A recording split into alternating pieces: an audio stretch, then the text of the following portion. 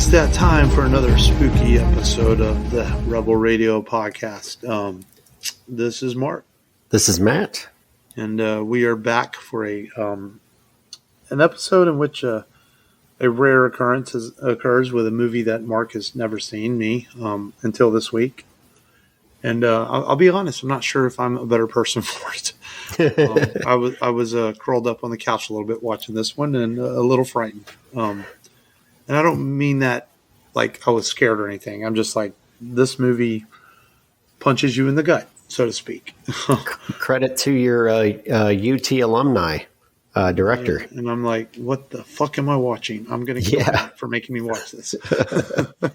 But we'll get to more of that in just a bit. But yeah, man, we are full swing, man. It's October 19th, so I mean Halloween's a week and a half away, and we do this Halloween horrors thing every October, and it's I know I'm not a huge horror fan like you. I know you love horror, but I appreciate the genre, and I don't mind them every now and then. I really have to set my mood anytime I'm going to watch one. I can't just put on a horror film and say, "Oh, I want to watch people fucking get killed." Yeah, you probably can, but I have to, every time I watch one, I have to really kind of get in the right mindset. But that said, though, I've enjoyed some of the films we've done over these 6 years of doing Halloween horrors, and this year so far has been a good one. And even the film today, even though it's absolutely terrifying, I can appreciate the film for what it accomplished, and we'll talk about more of that in just a little bit. But other than that, man, it's just I'm honestly tired as fuck tonight, but we're gonna get through this show and give you a good performance from the Rebel Radio podcast, as you come to expect from us, a masterclass in podcasting. If you believe that bullshit, I got some more stuff I can tell you. There you go. So how are you, buddy? Oh man, good. It's getting ready for a trip this weekend, and I with ties to the movie today, I was like, man, I wonder if we're able to go through Bastrop, but it's just a little out of the way. Yeah, you're not to go through Bastrop. You're not going anywhere near Bastrop. Yep. I was like, do we cut through Bastrop? And I'm like, because I know like it's like north of Austin, but I'm like, no, you'd have to like go out of your way and then cut back over. Yeah, not worth it. Maybe I can make a trip out there, one of these days. But gearing up for a road trip, and pretty excited about it. It's another adventure run. It's the biggest one I've ever done. So we'll see if I walk back from it or limp back. Yeah, you come on the show next week and complain about how your fucking body hurts and stuff. I'm going to go, ha! That's what you get, bitch. Did it to myself. I decided to do it. Even paid for it. That's even worse. You paid for pain. That is worse. I mean, well, best of luck, man. I hope you come back with all your body parts intact, and definitely. Don't break anything or hurt anything, and you'll be all right. Yes. But how about you, man? Been all right? Yeah, man. I'm just and one more week, and then I have the week off, the week of Halloween, so I'm looking for a little time off. I mean, I still got to get up and take the kids to school, but at least I don't have to go to work and try to get some things. Well, about a year ago, I moved into where I live now, and I haven't really done jack shit with the garage. There's all kinds of shit out there, and I need to go through things. So if I haven't touched the shit in a year, I'm probably not using it. So I just need to get rid of it, So I draw that conclusion myself sometimes when I see like old boxes in the garage, and I'm like, man, I haven't used it in how long? Do I really need it? So I use that same logic to get rid of some of the stuff that's been sitting around. That's part of my plan. Hopefully I accomplish that and don't pull my ass too much. And and watch too much porn or anything, and I'll be all right. But so we'll see. But yeah, man, I'm good, man. I'm good. I was had a busy today, but I'm ready to talk some movies, and I watched a movie this week that I had bought on my Vudu account, man, a while back. It was one of those $5 buys, and it's from Gareth Evans, who of course is the director of the Raid films, and which we are huge fans of on this show. definitely. And I had never seen his directorial debut, Marenthal. So I watched it this week, and man, it's not as good as the Raid films, but it's still fucking solid. You can tell the beginnings of a great action director in this film. The fights are pretty solid. They're not quite to that Raid level yet, but you can tell it's getting there. It also stars Iko Uwais, who was, of course, the Raid films. It's his debut, and you can tell immediately he's got a presence on screen. And it's a real simple story about a guy who, Marenthal is there coming of age in his culture. So he leaves home to find himself in the world, and he gets involved with a girl that's trapped in working for a club for a guy who is a sex trafficker. And so basically he defends her and goes up against this guy. So real simple story on the surface, man. And as he gets involved in trouble they shouldn't be in, but it's got a good overall meaning to it at the end of the film. I don't want to spoil anything because it does have a deeper meaning besides as simple as the plot sounds.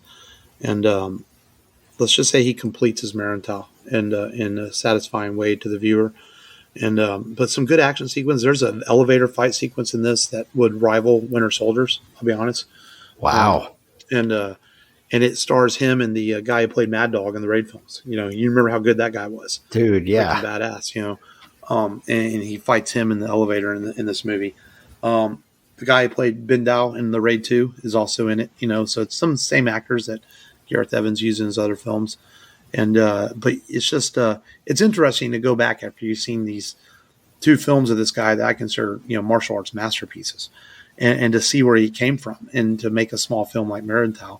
And it's really good, but it's a smaller budget, and it made absolutely no fucking money across the world, but it got a internet finding, and it was able to make the Raid films, which of course have blown up on their own, and it's just cool to see where he started, and it was good, man. I'm glad I finally sat down and watched it. I'm like, I have this on my damn Vudu account. I need to watch it.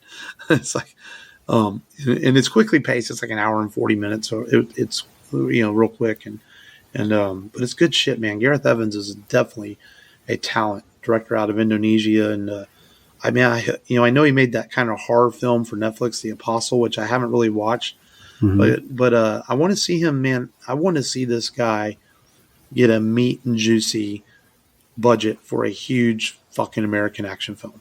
I mean, imagine what he did with the Raid films on his Indonesian budgets, and they're fantastic. Man, give this guy something to work with, man. He's going to blow people's fucking minds. I think so, man. Him with a big budget, no telling. I mean, it doesn't have to be a big budget, just Hollywood talent. Hollywood, not that Iko Uwais doesn't have great talent. That's no disrespect to anybody in these films because they do fantastic on their own. He can bring Iko and those guys with him. But just Hollywood cameras and Hollywood set designs, just things like that. It doesn't have to be money. Just those aspects that he could bring to make an extraordinarily well done action film. He circled the Highlander remake for a while. Of course, it's going to be done by Chad Zielinski instead, which is another great action director. But I just wonder what Gareth Evans is going to do next in his career. And just a good director, man. I love it. It's made me want to go back and watch the Raid films. I haven't gone to yet, but just watching Marenthal and see what else he can do. The guy is definitely a talent behind the camera and with his action scenes. And that's really all I watched this week besides Astros and their playoff games, and which it's kind of become a 7-year tradition with our shows in the playoffs every year of giving updates during the game, and they're winning big tonight. Looks like they're going to tie this series up, and by the time y'all hear this Monday, who knows? We might have won the series, or we might be going to a Game 7 on Monday night. We'll see. That'd be pretty darn cool. Either way, either way, it'd be exciting. So I'm always looking at these streaming apps and trying to see what 2023 movie made it into the free streaming service. And this week I stumbled upon HBO Max, and they have the Meg 2, The Trench, on there with Jason Statham. Oh man, I thought you were going to tell me you watched that naked game show. There's a naked game show? Yeah, it's on HBO Max, dude. It's like, dude, don't watch it, man. It's penises everywhere. Oh, no. I will admit, I turned it on, got a curiosity. I'm like, what is this? I mean, there's girls naked too, but the first 5 minutes was nothing but penises. And they show it, dude. I'm like, what am I watching? I'm like, nope, I'm off. I'm not. Anyway, back to the Meg 2. That's funny. Yeah, it's definitely not as good as the first Meg. I mean, I have no comparison. I've never seen the first one, so yeah, the first one I thought about like a few times to watch and just never. Yeah, I think the first one's worth watching. The second one, I mean, it's okay. I just don't think it's as good. I think Jason Statham as a he is who he is. He is who he is.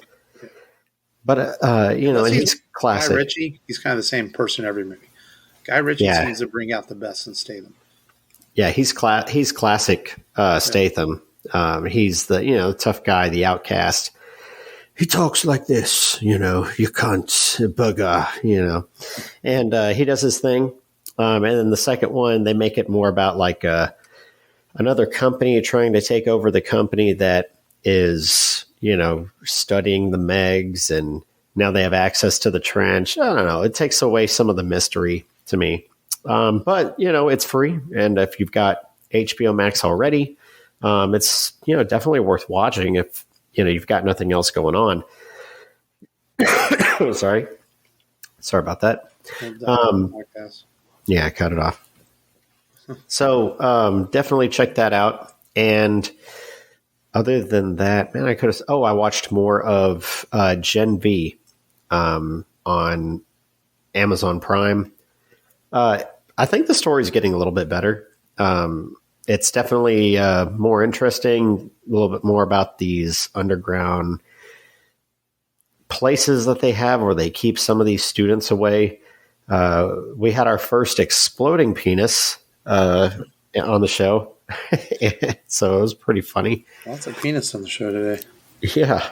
So I was like, man, it's funny that he mentioned that because I saw an exploding dick the other day. But yeah, so if you're definitely anticipating The Boys and you want to get some of that, Vought, the world of Vought and their superheroes, you want to get that mixed in to your watching repertoire, then give it a watch, man. It's definitely entertaining. I don't see it getting a second season, but hey, I've been wrong before. Other than that, I think that's it. I was speaking. We'll get to the news in a minute. Speaking of Guy Ritchie and Jay Statham, I know he's not in it, but didn't you watch The Covenant? Guy Ritchie's latest film. Oh yeah, I did. It's on HBO Max. It's worth watching? I liked it. I mean, Guy Ritchie very rarely doesn't make something I don't like, except for the weird King Arthur movie he made a couple years ago. I couldn't get through that. Yeah. But generally, I mean, I like. I like The Gentleman. I like Snatch and all his movies. And speaking of Jay Statham, Rat the Man. I haven't seen all of it, but it's funny. I've had that. I watched about 45 minutes and I never went back. I'm probably going to have to watch it from the beginning again to see what it was about. But I liked it. I think it's just one of those things that I was watching. I just never did go back and finish it. So Guy Ritchie is usually pretty solid. But I saw The Covenant was on Max, so I think I need to go and watch it. Yeah, no, Covenant's real good. Definitely a good watch. Well, speaking of news, Gen V has been renewed for season 2. Oh my God! So yeah, so you're safe there. So if you're people that, and I'm with you. Sometimes it's like, with streaming, do you want to invest in a show? We've seen so many streaming shows that you invest in, like Cowboy Bebop, perfect example. I loved it, but you invested the first season and it's going. Now we've got, Netflix still hasn't announced if One Piece season 2 is coming, even though it's been highly successful. You have live action versions of Avatar and Yu Yu Hakusho coming. Yu Yu Hakusho is supposed to be trailer here in the next couple of weeks. It's supposed to be coming out in December. Yeah, I can't wait. It's just like, so it's hard to invest in these shows because you don't know if they're going to get more seasons. But Gen V is getting a season 2. And so good for you. This is interesting. You remember when they killed Jason? Well, you don't remember. I don't even know if you were born or you were like 3 years old. But when they killed Jason Todd in the comics, they put a phone number in the back of the comics and call if you want Jason dead. It's hit A or B, you want him dead or alive. Of course, everyone knows the famous story that the readers of DC Comics voted for Jason Todd to be killed. So in December, they're going to put out a how do you say it? Facsimile version of issue 428 where Jason lives, like a what if. So any Batman fans that want to see, it was unclear whether the Jason Lives version was ever done and complete, or is this just what they thought would happen. But an interesting story for Batman fans to get a copy of 428 where if Jason had lived instead of died. So that's coming to your local comic store in December. Deadpool. Is it coming out in May? The director apparently doesn't think so with the strikes and everything. The movie put on hold. He's like, I don't know how I can finish this film by December. Is Taylor Swift playing Dazzler? Nobody knows. But the director says, yeah, I'm no dummy. I've heard all the rumors and I'm going to say no comment. Just fuels the fire. If Taylor Swift is playing Dazzler or not, So looks like we may have another victim of the strikes and delays. Captain America is still due in May also. I think we'll know more if that's going to make its release date on time here. I would expect with the Marvels coming out in a couple weeks, it's probably due for a Captain America trailer, I would think. Yeah. With a new Marvel movie coming out. So we'll see if Captain America New World Order, Brave New World, whatever the fuck they're calling it now with Anthony Mackie is coming out in May. So just more for delays. And Spider-Man Across the Spider-Verse. If you have not gotten a chance to see it, next week's your time. Netflix. It hits on Halloween for the week after next.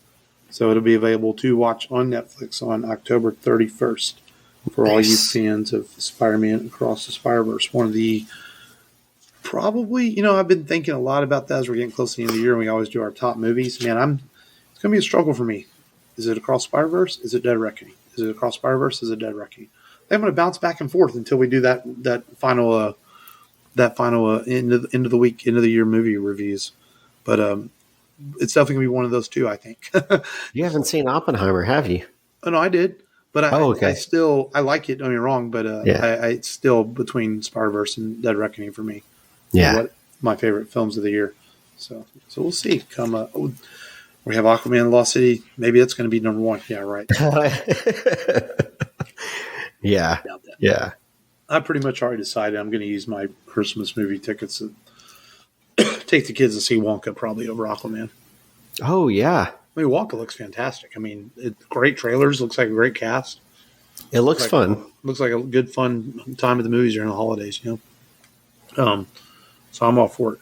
So not much news. We're jumping into this featured film a little bit earlier than we do sometimes in the show, but that's okay because I feel that this movie deserves to be talked about, and that is 1974's the original cult classic, the Texas Chainsaw Massacre, a movie that, believe it or not, Mark and myself, I had never seen until this week. I had seen parts of it. I mean, how can you not know about the famous scene of him swinging the saw around in the sunset at the end? Yeah. How can you not know about the him closing the door and bonking the guy on the head? It's little things like that I've seen in the past. First off, fuck you for making me watch this. This movie, it's not bloody. It's insane to think that Tobe Hooper wanted this to be PG-13. He's like, we're going to keep all blood out this. PG, not PG-13. PG, yeah, sorry. PG. We're going to keep blood out of this because we're going to ask MPA for a PG rating. Was he high? There's no way.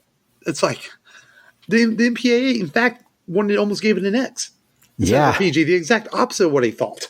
Because the movie there isn't no blood in it. Maybe just the blood on the car at the beginning. That's it. It's all done in the dark. It's all done with noise and sound. Yeah. And you see Leatherface go towards his victim and then it cuts away to the person witnessing it. It's intensely fucking terrifying. And disturbing. And fucked up. And fucked up and just fucked up. Yes. I mean, but all that said, I appreciate what the film's able to do because during 1974, extremely low budget, the use of sets, the use of cinematography, the use of music and sound, the ability for Hooper to give the film a sense of terrifying dread and spookiness, and to do it all with actors that had no experience I think Gunnar Hansen maybe had a little bit. Did I remember right? Or was his debut too? I thought Gunnar had some work. Yeah, maybe he had been on film sets. Yeah. But to pull off what he pulled off, other than the guy who played Frank, because I would have replaced him on day one. I just don't think I get that he's supposed to be annoying and high anxiety, but the guy's terrible. He's absolutely terrible. At least the other actors play their parts. He's awful. Oh yeah, Franklin. Yeah, he's terrible. Oh, he's not even he's not even a decent actor. He's so annoying. I feel bad for him because he's in a wheelchair and he's the fifth wheel and stuff like that. And he peed on himself, he's having a bad day, but he's like, that part in the old house where he's, the other two couples are like having their thing and he's trying to get their attention and he's having trouble getting up the stairs and he's like mocking them in his own way. It's very, very annoying, very, very, very annoying. But he is there and, I heard a fact or trivia about the movie that you can see his paycheck in his pocket when he's falling out of his wheelchair, because he was afraid that he wasn't going to get paid. And he's like, you guys better pay me before I do this last scene. And they actually filmed that scene at the beginning where the truck comes by and the the breeze from the truck knocks him over while he's trying to pee in a tobacco can. Supposedly you can see the paycheck in his pocket. There's a piece of paper and it's supposed to be his paycheck. To back people up a little bit, may not be familiar with this film because a lot of people may have seen the remakes, but it's essentially a pretty simple story about some, high schoolers, college kids, or whatever age they are, that are just going on a little road trip to go visit her grandmother's grave, right? Uncle or grandfather's property. Yeah. But also his grave. Yeah. And they end up coming across, they pick up this hitchhiker who's got a few screws loose and things just don't feel right. So they end up kicking him out and he's kind of crazy. And they end up coming across this property of this old house and they're like, well, let's go see what's going on. And to be fair to Franklin, as annoying as he was, he did warn him like, hey man, this is a bad idea.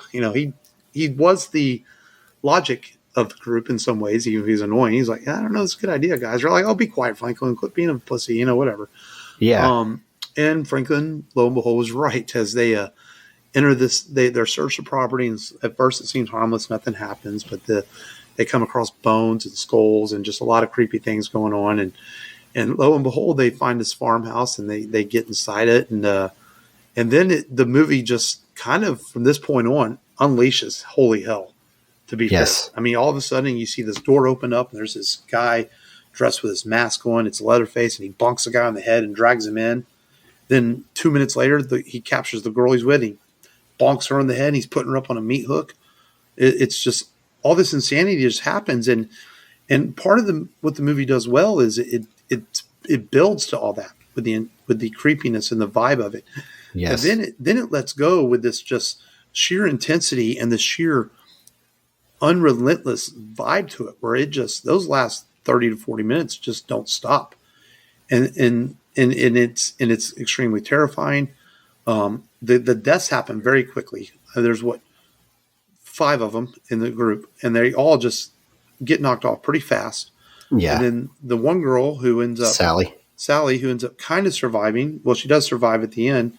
She goes through an ordeal where her and Franklin are stuck in the van. They realize at this point we're our friends. It's nightfall now. And they decide to go look for them when all of a sudden Leatherface is right there in front of them because he hears they're making noises and looking for their friends. And he stabs poor Franklin right through the chest with the chainsaw after bonking him on the head too. Leatherface liked to bonk people on the head. Yes. And Sally, in absolutely frightening scenes, running through the woods. And man, it's so fucking scary. It's all shot with low lighting and darkness, and he's chasing her with the chainsaw and just the noise and everything until eventually she gets back to the gas station and she thinks she's safe. And but no, she's not. It turns out that the gas station they had stopped to earlier in the film, which you talked about, is in Bastrop, Texas. Mm-hmm. And you can still go visit it today. We'll talk about that a little more in a minute. And it turns out, the guy who owns the gas station is involved in all this. it turns out that they're a little family of it's kind of alluded at that they're kind of incestuous cannibals. The Sawyer family. Yeah, and the crazy hitchhiker guy is there too, so he was involved in it the entire time. He basically marked their van. Right, and they bring her back to the house, and they, this is where it gets really disturbing. This grandpa who's almost dead is sucking blood out of her finger, and they say grandpa's the best killer, and they want him to kill her, and he's dropping the hammer, and she's sitting there thinking she's gonna get hit in the head with a hammer, and my God, it's just like it's a lot. It's a lot. Yeah, he can barely hold it, and he's like they're trying to force him to hold the hammer so he can take her out like he used to take out the steers because the slaughterhouse shut down. Yeah, she's screaming bloody murder the entire time. Leatherface has switched over to his mother mask, which is creepy as fuck. And she eventually, throughout all this horrifying ordeal, manages to escape, where she runs into a trucker, which runs over the crazy brother and smashes him, and then Leatherface is chasing with a chainsaw, and she manages to escape in a truck, and just absolutely terrified. And the movie ends with Leatherface running his chainsaw in the sunset. And that was maybe a quick version, but this movie, that's it. Yeah, Matt, I was sitting up on my couch with my knees up. I never sit like that, holding my knees, going, "What am I watching?" It's disturbing, man. It's extremely disturbing, and it's not gory. It's not even it's not bloody. It's not gory. It's just an intensely terrifying film and ordeal. And I think what's so scary about it is, like when you watch a Freddy Krueger movie or Jason Voorhees, you kind of have this sense that it's not real. Even though it's bloody. What horror, whenever it feels like it could happen, makes it that much more horrifying. We've all driven through those small towns with the little farmhouses, right. And that's the thing about this. Every time you pass through. Yeah. Yeah. This feels like it could happen. Yeah. And that's what makes it extremely scary. And Hooper does an incredible job with using his low budget to set the mood with his camera angles and other things. And just the music and the intensity and the sound, just everything he does is done so well. And the themes that are used in this movie, someone brought this up, and I have to kind of agree. There's a little bit of cosmic horror in this film. So at the beginning, they're talking about the other girl, not Sally. She's talking about horoscopes, astrology, the sun and the moon having direct impact on our day, our emotions, and our behavior. And Sally is the one who's supposed to have the bad day. And everyone is given this horoscope, whether you believe in it or not. And then it's like we have some H.P. Lovecraft, because H.P. Lovecraft, he stumbles upon this cabin.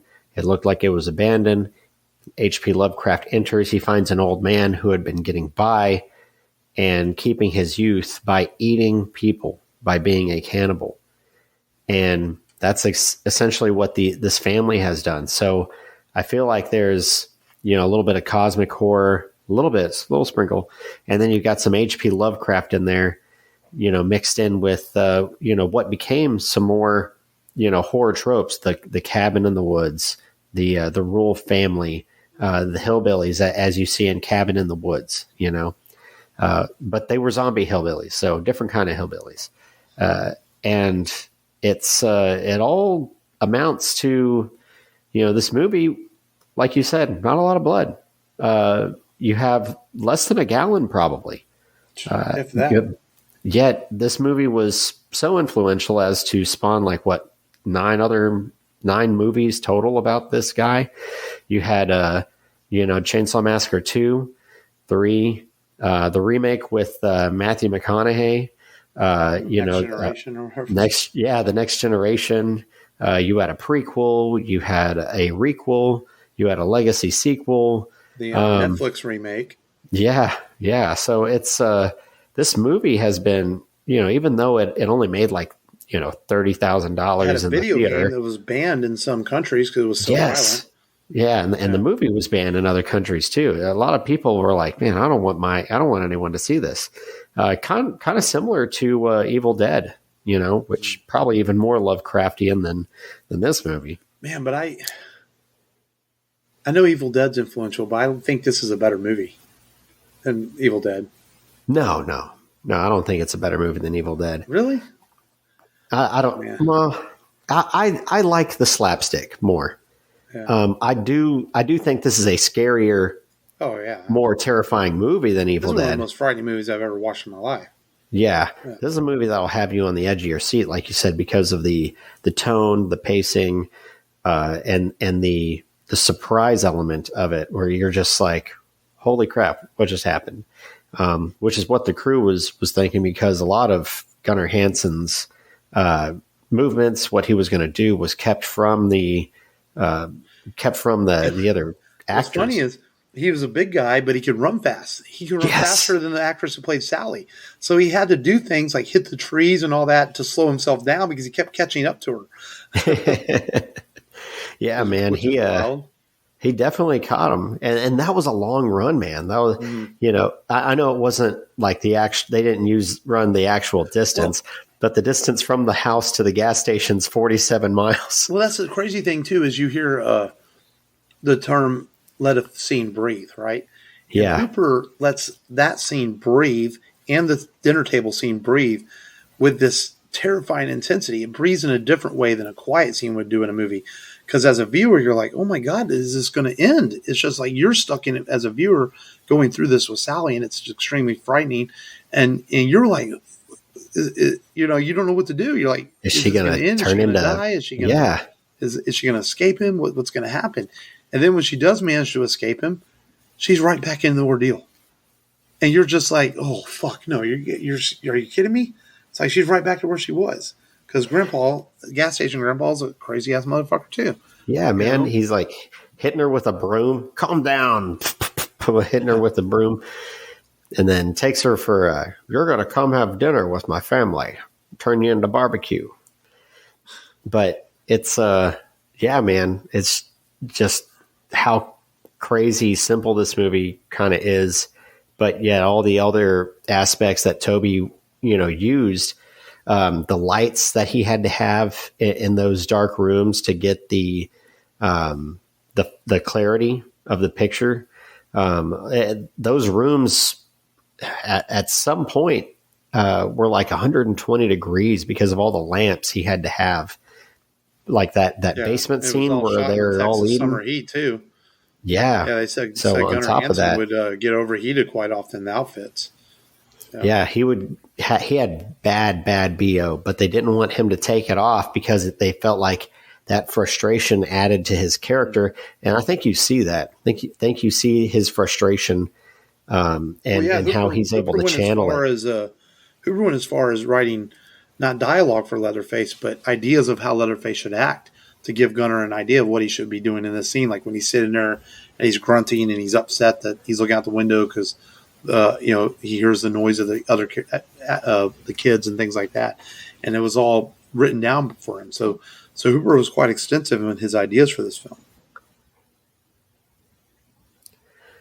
Yeah, and then the one character that I don't know, why he's even there is the other gas station attendant. There's another guy, and he's just kind of looking up at the sun and not really doing anything. He's not part of the family. I guess he's a guy that they employ or something that they just keep around instead of turning into, he's kind of creepy into barbecue. Too.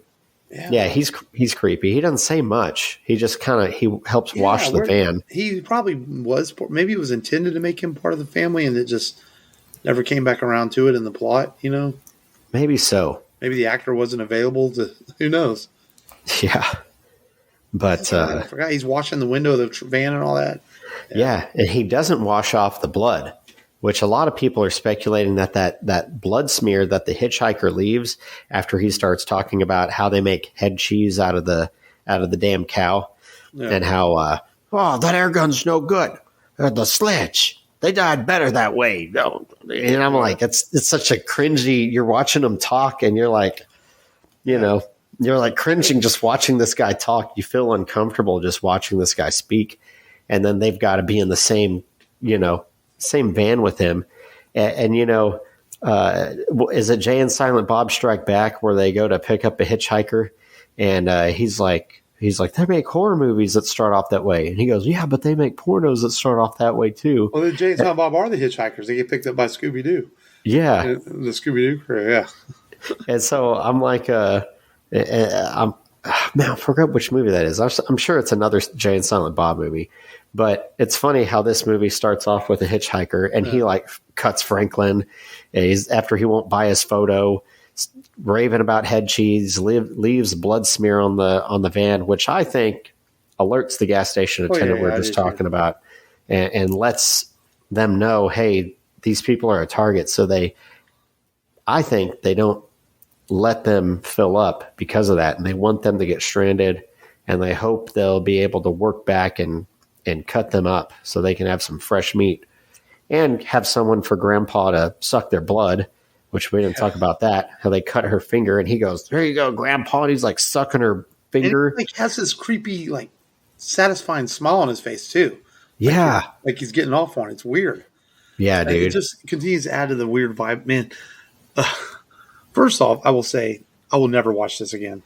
I mean, I'm just being honest. Once was enough. Yeah. It's like, it was terrifying. It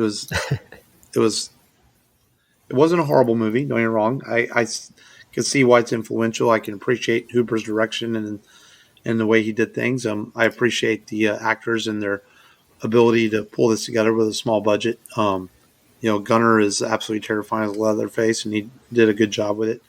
In fact, everyone did a good job except Franklin. I just found the actor very annoying. I would have fired him on day one and said, I'm going to go find someone else. I mean, it's interesting that Tobe did direct Poltergeist. A lot of people think that's Spielberg, but no, Spielberg produced it.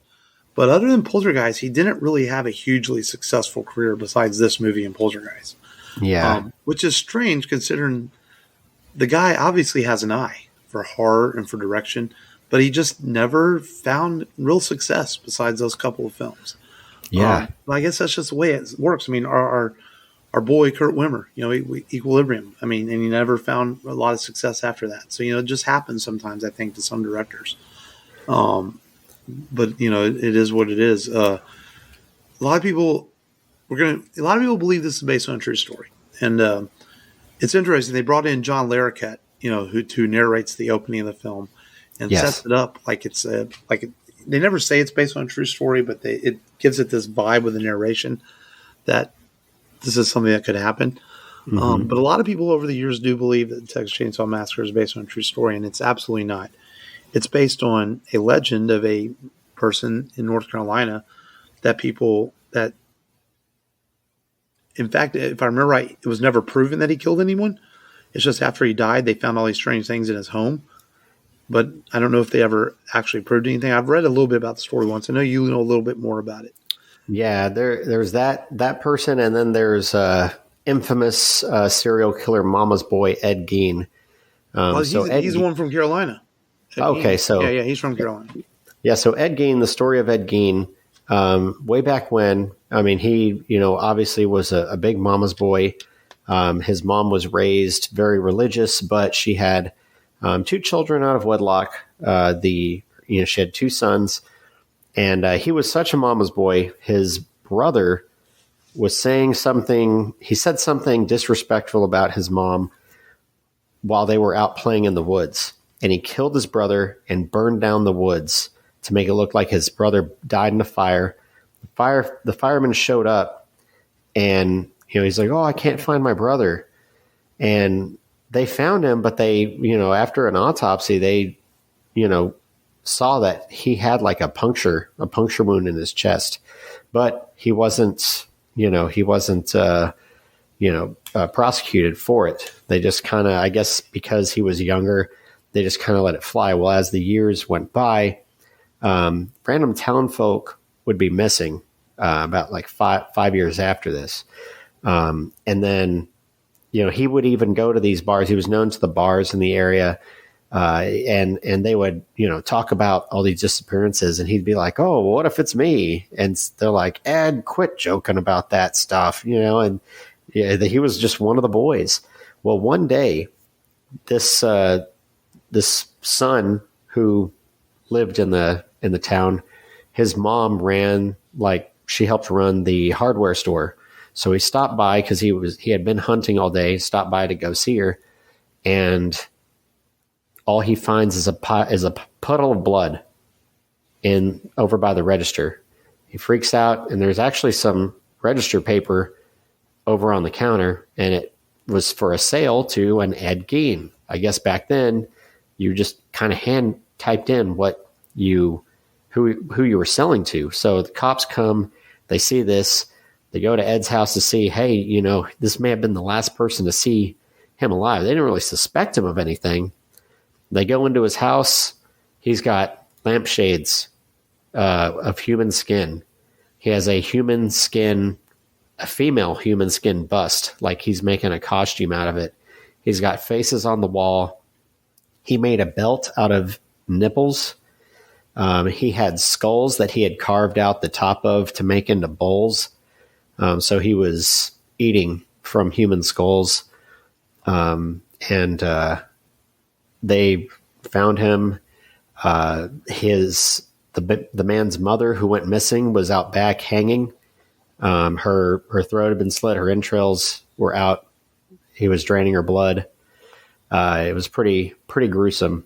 I believe he was put to death, and they buried him in a cemetery over there. And they actually had to move his headstone. They had to take out his headstone because people would come over there and take pieces of Ed Gein's headstone as a souvenir.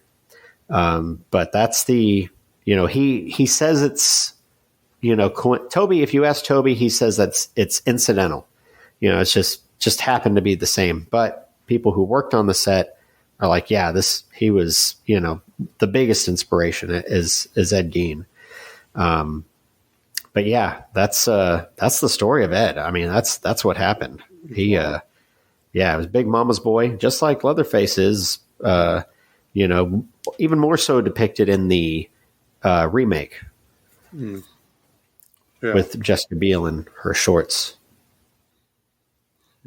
Yeah, that's crazy, man. And then, us living in Texas, this has Texas ties, being called Texas Chainsaw Massacre, and you can go visit the gas station in Bastrop, which for years was just a normal gas station. But then, as the movie gained in popularity, especially with the remakes, it's still a pretty standard gas station, but they have added a little souvenir shop to it now, and they do let people stop and take pictures. It still serves barbecue, even though it's not very good barbecue, from what I've heard. The shirt I'm wearing is actually from that place. It's got Dennis Hopper. It's from Texas Chainsaw Massacre 2. And it's the one where he's going to fight Leatherface with his chainsaw. He has a chainsaw duel. I've heard the sequel's pretty terrible. It is. Very terrible. Yeah, I guess the place in Bastrop sells some movies and some souvenirs and horror stuff now. So they realize that they could. You can stay there too. One thing. Yeah, there's like a couple of small rooms you can stay in, I think. 4 cabins. So, it has embraced its pop culture status, the gas station. The farmhouse itself is not on the original property. It was moved and renovated. I think it is open to the public, but only so many days or weekends out of the year, because I think people actually live on the property. It's like a bed and breakfast. Yeah, and the original location is now owned by a private rancher, from what I read. That's why they moved the farmhouse off. So, and apparently, the ranch that owns the original property is not quite as kind to visitors. They don't really want people on it. So that's why the farmhouse has been moved. So there are, and it was all shot in Bastrop in the Austin, Texas area. This movie, and it's wild, man. It was.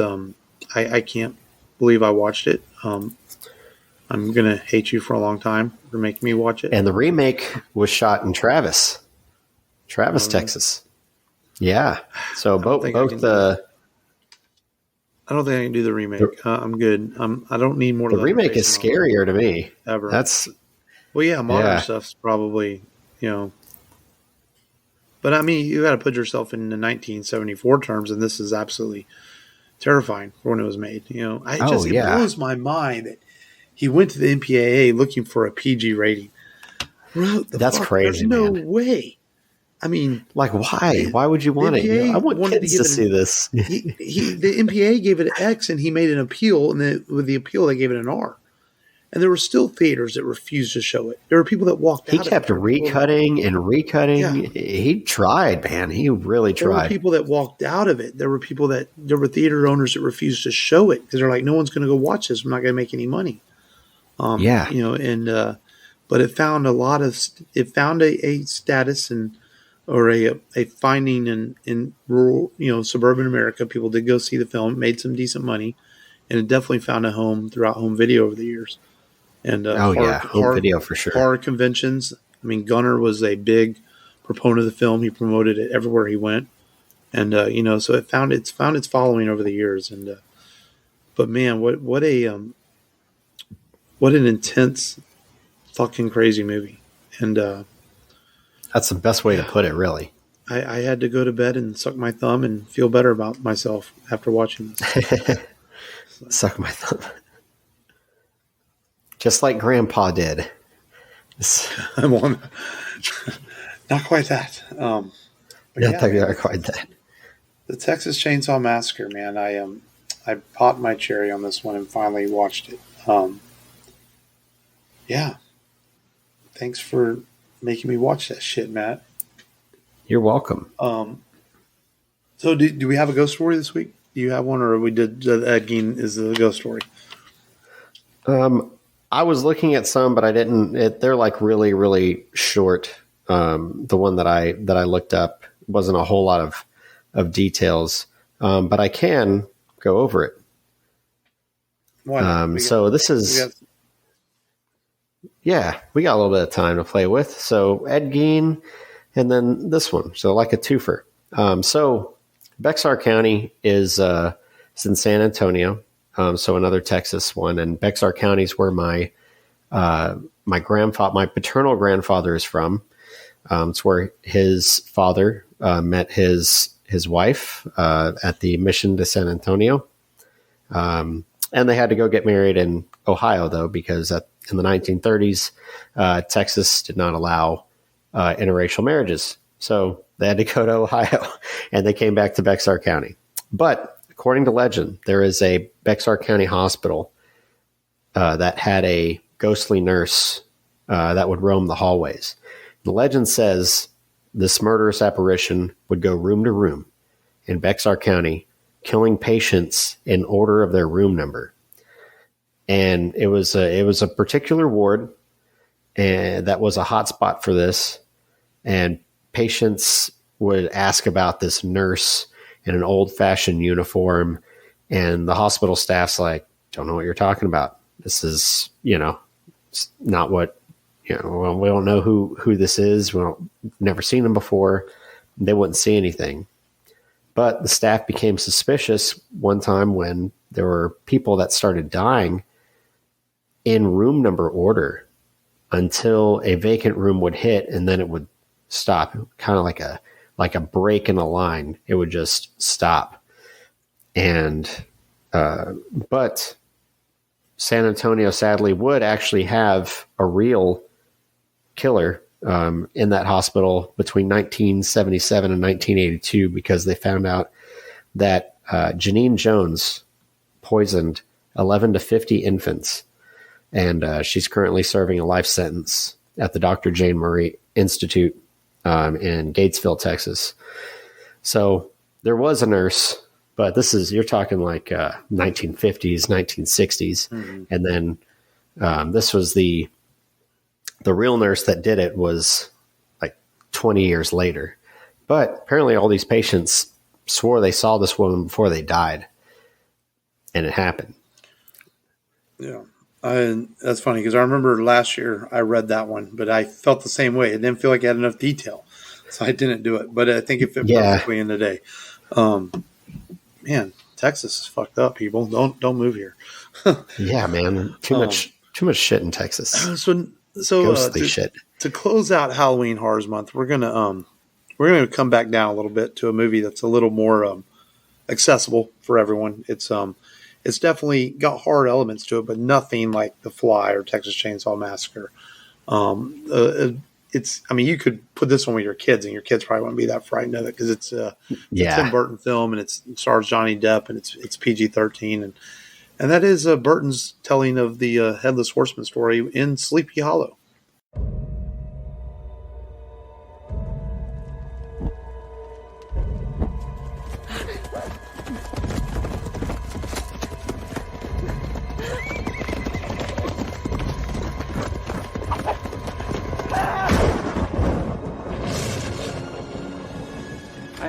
Constable Ichabod Crane, sent from New York to investigate murder in Sleepy Hollow.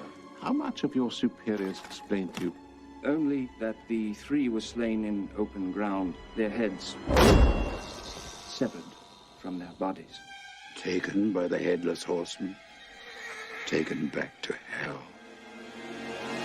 He rode a giant black steed. To look at him made your blood run cold.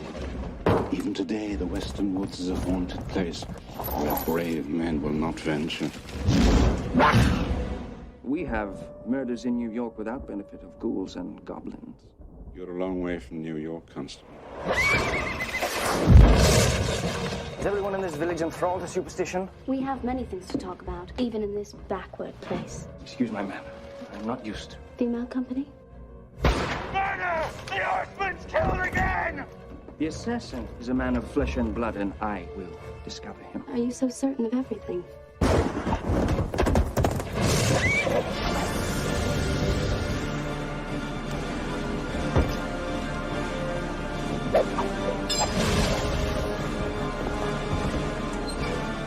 Perhaps there's a bit of a witch in you, Katrina. Why do you say that? Because you've bewitched me.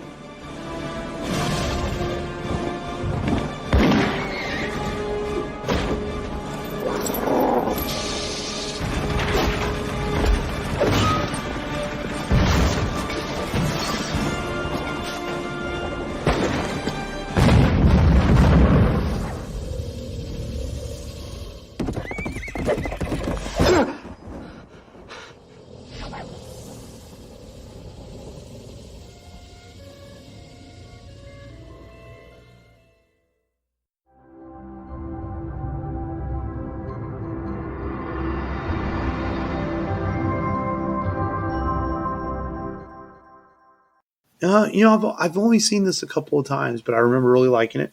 Really looking forward to going back and watching it. I really am. Because I remember really enjoying it when I watched it. This is definitely like I said, coming back down to earth horror film, and for Halloween horrors, it's more supernatural horror than it is frightening or scary. I think it's fair to say, as we look at a story that's an old tale of time. Everyone's heard the story about the Headless Horseman, and there's been various incarnations and films made over the years, and so we're going to discuss Tim Burton's version of that story next week on the show. Which is go ahead. Yeah, which is Restless Souls, Trees That Bleed. So you're in for it. Yeah, there's definitely some horror elements of it. Like I said, it's just a little more accessible for most people. Like, I don't think I would have to turn this off if the kids walked in. It's it's nothing like Texas Chainsaw. It's going to have them curled up in their beds and screaming all night long. And the great Christopher Lee is in it. Yeah. And I like it when he says Ichabod Crane in his Christopher Lee voice. Well, and Chris Walken. Christopher Lee's in it too. Both in it, yeah. Okay. He's the magistrate that sends Johnny Depp to the town of Sleepy Hollow. Oh, okay. Yeah. To investigate Christopher Walken. But you're going to lose your head. Yeah. So, they didn't let him talk in this movie, or else it just wouldn't have the same effect. It'll be a good conclusion to Halloween Horrors next week on the show. So looking forward to watching that and finishing out the month of October. Until then, the rebelradiopodcast.com for all your Rebel Radio needs and all the apps and all the good stuff. Let's just, as we thank you as always for listening, and continue to be safe out there. And until next time, this has been Mark. This has been Matt. Remember, as always, just go there and do it. With a chainsaw, people. It's kind of scary.